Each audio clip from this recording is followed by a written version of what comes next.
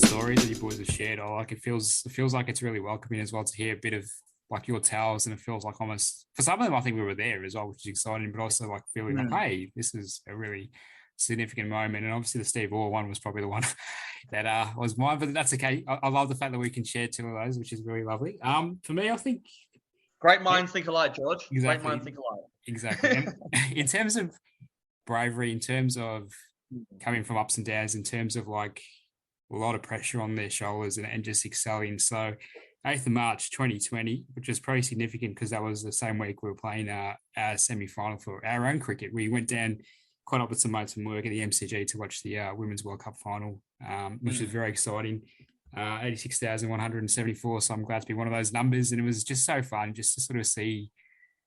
I think for me, like the game itself was like, I think it was an easy win, but just the amount of people, there was a lot of planning involved to get that many people to the MCG to watch, a quite a significant game of cricket.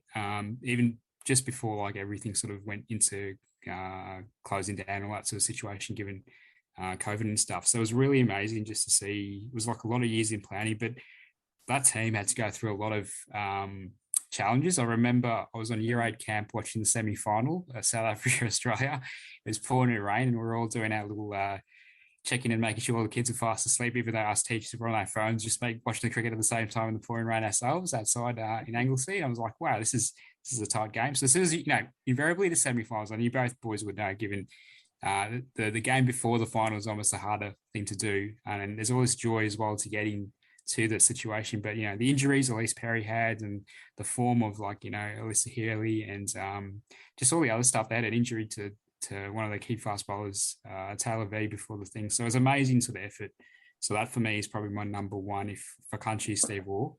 But yeah, really significant. Also being able to attend, I think that was my first World Cup final of anything. But what I sort of loved about it was just, it's such a really significant moment that you can come back and say that I was there.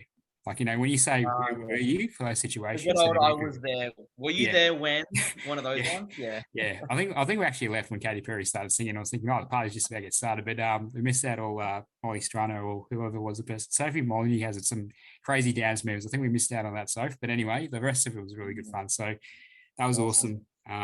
Just a big week. And following week, I think we had a successful club final as well, which was good. It was hard to go to find the next two, so I had to think a little bit. But Cathy Freeman 2000 Olympics, and Bruce McAvaney does make anything pretty awesome as well. But you could watch that on loop and still have a lot of chills. And I guess with Olympics it's even more challenging because you only have one shot every 4 years. Home Olympics.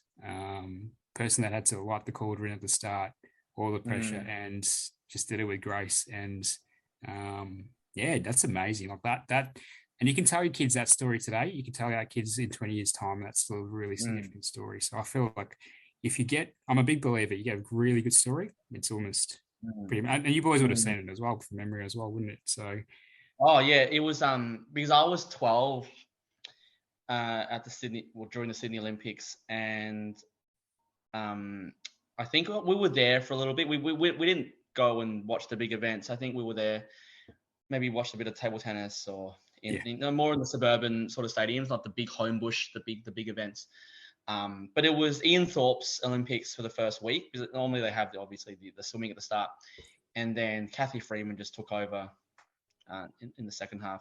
Well, I was thinking we can do some honourable mentions if you had any off the top of your head, which didn't make the top 3. Did you have any honourable mentions that struggled to make your top 3 that you can think of straight away? I think George had one more because he. The last one I was going to say, and it was a really interesting one. I don't know if it's a magic sporting memory, but I think first time I went to visit Princes Park was actually with you boys watching the AFLW game. And I do want to get this in the mention because the Owen Summer Carlton's been Richmond for a while, so that was pretty fun. But it was just nice to go to a local club game. I think one of your mates from work was there as well. So Andrew Jonesy. And just have a chat, and it's just really community vibes as well, which is really exciting. Thank you for listening to Three Teachers Talk. Remember to click like and subscribe to keep up to date with our latest conversations. Keep the conversation going by giving us feedback and let us know what you'd like to talk about next.